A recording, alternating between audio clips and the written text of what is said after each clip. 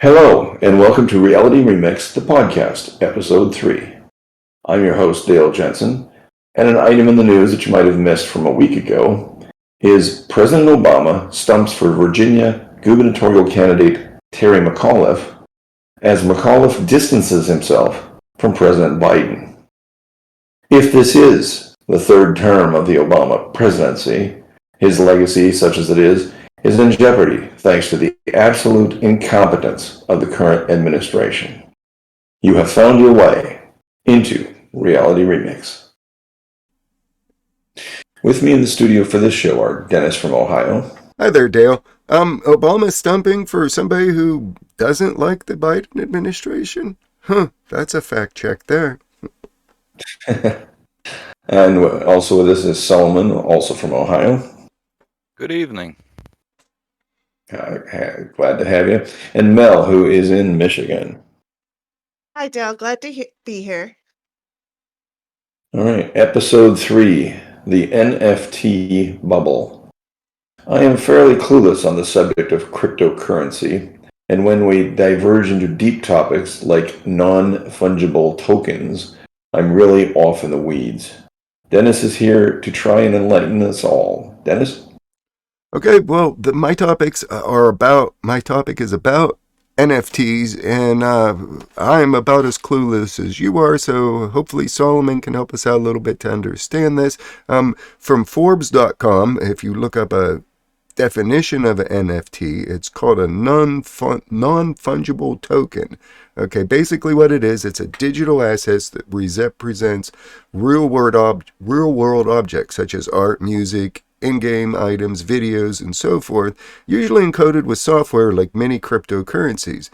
The NFT started in 2014, but what makes them different from cryptocurrencies is that NFTs have a digital signature, so they are not like cryptocurrency, whereas something that's fungible like a Bitcoin or a dollar bill, okay, it's a 1-to-1 ratio. One Bitcoin is always going to be equal to another Bitcoin. $1 bill is going to be equal to another dollar bill. But the NFTs have their own special value, and they have many different forms of value.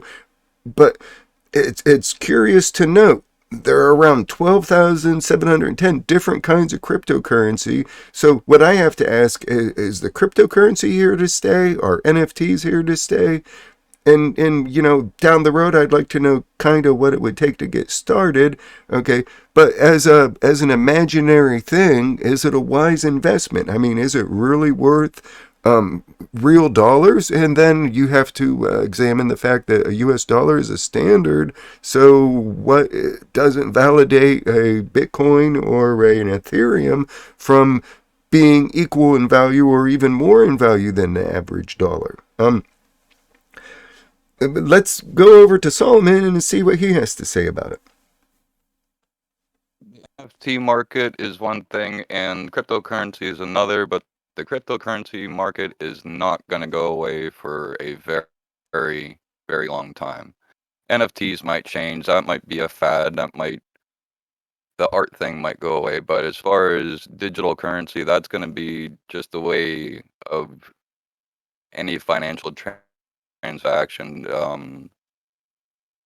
Think of it this way, like the money that's in your bank account right now. You might think you have $700, but there's not $700 in there. It's a digital number. So how much is actually in there? Well, there's no physical money in there. It's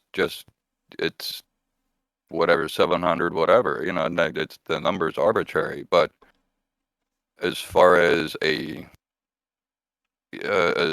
way of transferring any kind of currency, the digital market has to be the way. Okay, do you see the future of everything financial going into the digital realm? Eventually, yes. Eventually meaning? Well, like within, say, within a certain amount of years, like maybe 10 or less, if I had to put a number on that. Okay. And in a way, we're already dealing in a digital, financial world. Do you think that the bank that you go to actually has all the money of all of us in there, like physically? No, Oh, but it's a yeah, like a promissory sort of thing. right. So, So that's kind of what I'm saying. so let's say they switch us over and we're now all using cryptocurrency. Our US dollar is now crypto. How do I buy in a private transaction? Let's say I need $1,200 to go buy a used car for my kid so she can get back and forth to work. How do I do that if there's no cash left to make those types of transactions with? Well, okay, so if you buy a car nowadays, you have multiple ways of buying one. You could buy with paper money. You could go to a car dealership with stacks of bills and purchase a car. You can use your charge card if you have the room for it. Go in there and charge a vehicle. Now, what's the difference between those two? You're still buying the car. One of them's actual money, the other one's more of a promissory.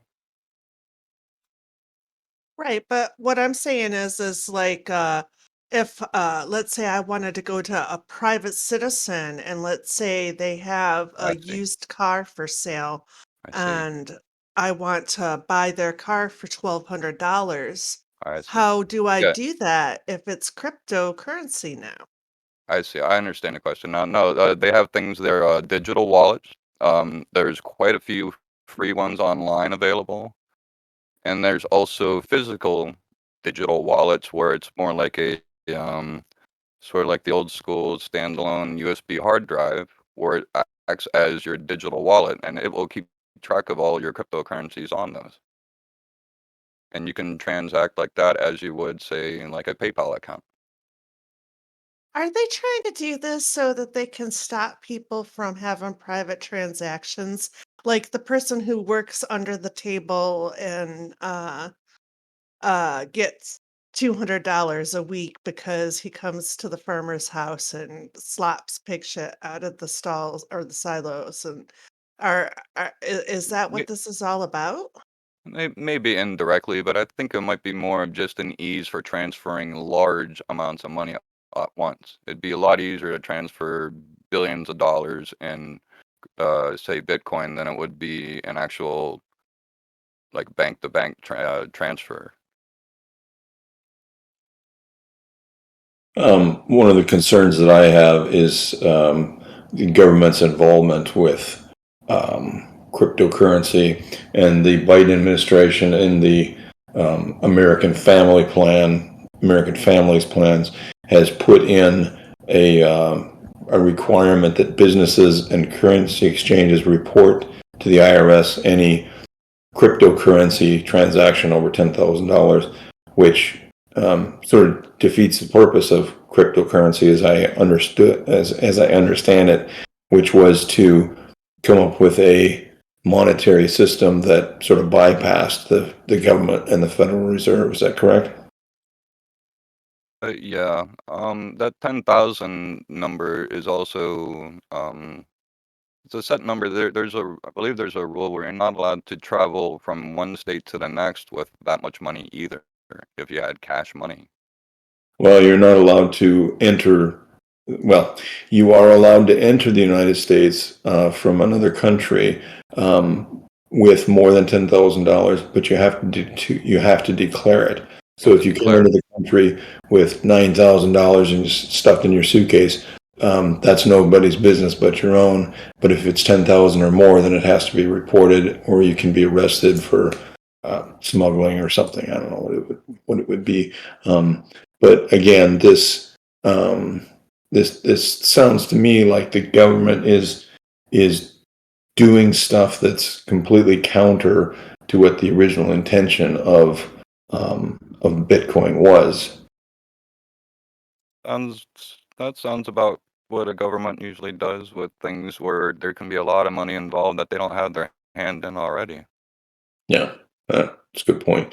And there was some controversy earlier, I think last week, when the Biden administration proposed that the IRS that banks report all $600 transactions to the IRS. I think they have sort of backtracked on that, but that's out there in the mix as well. One other thing A I lot of wanted to bring up real quick too is that it all runs on a blockchain. Okay, for me to give a technical description of a blockchain, I couldn't, but it's a publicly accessed server, and all the information on it is public. So whenever you do a transaction via NFT and perhaps even cryptocurrency, it's recorded, but it's publicly viewable. Whereas the Federal Reserve prints money for the government, and the government has their own budget, which the public can't really ever see, can they? Well, I mean, if you dig into the Thousands of pages worth of stuff, right, yeah, I mean, it's publicly available. The budget is passed by the legislature and by Congress, and so you can go read the bills. But I imagine that there's a lot of instances where the Department of the Interior is given $1 million, and they go off and they have their own budget where they figure out where they're going to spend it. So it would take some tracking down to actually get to the bottom of things. Earlier, we were talking about the difference between a non-fungible token and a fungible token. Can you sort of reiterate that? Yeah, the non-fungible tokens are unique copies per se, okay? Fungible items, I guess you could say, tokens, whatever, are common, everyday, reduplicatable. Like a dollar bill is a fungible item. It's worth in the same value. There's not a dollar bill that's worth $1.10 and one that's worth $1. Same with coins. They become non-fungible because depending on the year, the minting, and so on and so forth. So technically you can have a nickel. It's still fungible because a nickel is worth a nickel. But if it's a 1913 silver nickel with some other print on the back, then it becomes more non-fungible, which means it's not worth the same value. It might actually be worth $5.23. Okay, and you were talking about the non-fungible tokens being things that you wouldn't really think have any value, and yet they have significant value. Can you explain that? Yeah, like the very first tweet ever made by Jack Dorsey, sold for $2.3 million, okay? And it's a picture, a screenshot of the first tweet, and somehow it's encoded with all the software that the cryptocurrencies are, but it gets a unique identifier, like a hashtag, I guess you could say, or a ID, okay? And it's somehow programmed into the thing, and then that actual item is worth more than what just a screenshot would be. And from what I'm understanding is the owner of that particular item, only one person at a time can own it because it goes into the blockchain on the internet, which is publicly available. And it says, oh, Jack Dorsey's first tweet, here it is. Oh, I want to buy that. It costs 2.3 Ethereum, okay, which is equivalent, I don't know the math, $7,500 to throw out a number. So suddenly this item that's digital and it has a signature on it that you can look at the coding and it says, oh, this is a unique item right here. It's worth more money. And then other people somehow want that particular item, so they're willing to pay more and more money for it, which is kind of nonsensical to me. Yeah, go ahead, Solomon. I'm sorry. You said it right with the word uniqueness. That's the thing, that you have that identifier to say that this is the original copy or the original art or the original piece, and Okay, there's well, only one of those. it gets really confusing when you say a picture of the Mona Lisa, a photograph of the Mona Lisa is an NFT, because the original obviously is in a museum and nobody can have that. The museum owns it. But if you take a picture of it and put the coding in, make it unique and sell it, but that is your unique copy of the Mona Lisa, then where does that go? Well, that would be your copy. Think of it this way. Think of it as the Mona Lisa. If it could be a digital piece of art, even though that it's not, but say that it was. Okay. And that's the original piece. And then somebody can go ahead to make a digital copy of that. It's basically identical, but it's not the original. Even digitally and being almost identical, it's still not the original piece. So Well, people like owning the one and only one, not the copy of the copy of the copy. Okay, but they would still have a copy that would be their own unique version of that copy. But it's not the original. It's like hanging it in it'd be like hanging the picture of the Mona Lisa right now in your living room and saying that's the Mona Lisa. It's not. Okay, but you would still have a copy of it, and you could say, well, that's my NFT, and it's worth, 3 Ethereum. But it wouldn't be because it's just well, see there's the difference on the value though. It could still be your Mona Lisa, but it may not be worth as much as the other one because It all boils down to there's the value that human beings place on an object. That's what's unfathomable about these NFTs. Why would a that's 3-second that's video why we use clip money. of LeBron James dunking the basketball become an NFT and be worth $500,000?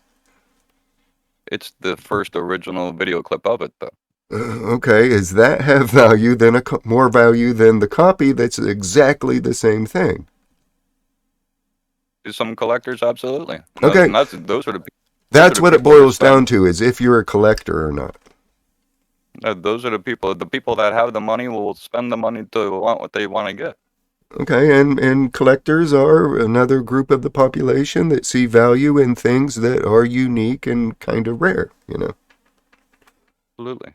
Okay, now another thing I wanted to throw in here real quick is that in order to get started in cryptocurrency, following the procedure, not that I'm necessarily wanting to get involved, but you open up a digital wallet somehow through some place online. Okay, and then You once can your use wallet's open, MetaMask. go ahead. You can use a MetaMask would be an example of one of those. Okay. Then you buy some cryptocurrency, but you buy it on an exchange with real US dollars. Okay. And then you move from the exchange, put that into your digital wallet. Now there's fees, and fees are a transaction fee to move something from a cryptocurrency exchange to your own personal digital wallet, which means if I buy 1 Bitcoin, I pull it from the exchange, oh my gosh, $65,000 goes into my digital wallet. And then I can take my digital wallet, cash it out, and then suddenly if I bought 1 Bitcoin, I would be like making money if the Bitcoin goes up, or I'd be losing money if it goes down. So it's all very speculative. Okay. Similar Yeah. to the stock. Yeah, the issue that I have with that is I have stocks that I own, and those stocks represent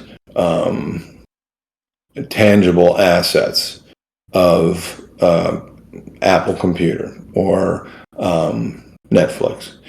And when I look at cryptocurrency, I see the same sorts of things where people are they're putting money in with the sole expectation that it's going to go up, but there's nothing actually behind that. There's no actual asset behind that. So you're gambling essentially more so than with the stock market, where you can look at here's the financial reports for Apple Computer, and I can look and see if I think it's a viable company, and do I think it's going to go up or down in their share price. Whereas cryptocurrency doesn't have that. It's just arbitrary as far as I can see, Yeah, and and that's it's not only arbitrary, it is non-regulated by the federal government. So they can't control the blockchains that the cryptocurrencies stand on. So yeah, I'm sure there would be some sort of oh, this isn't good for us. My point that I wanted to bring home was we're $32 trillion in debt. Okay, and that's an unfathomable number, but that's US dollar number. So as all this cryptocurrency in its fledgling stage right now, people are saying, remember the whole GameStop fiasco that went on, where they held the GameStop stock because they wanted to devalue it and sell it short, and then suddenly GameStop became worth more than what it's actually worth. Okay, so with the government being $32 trillion in debt, and they default on that, what happens to the US dollar? It becomes insolvable. It's not worth anything. It's not worth the paper it's printed on at that point. However, if you have a digital wallet and suddenly cryptocurrency, that's a means of exchange of goods. There, you have cryptocurrency already, and you're able to survive because your cryptocurrency is worth more suddenly than the US dollar. And is that where we're headed with this? I don't know. Again, we started this topic with my expressing complete confusion, and we're going to close out the topic with my confessing complete confusion. Agreed. Thank you for listening to this episode of Reality Remix. And again, if you like what you heard, please consider subscribing with the notifications turned on.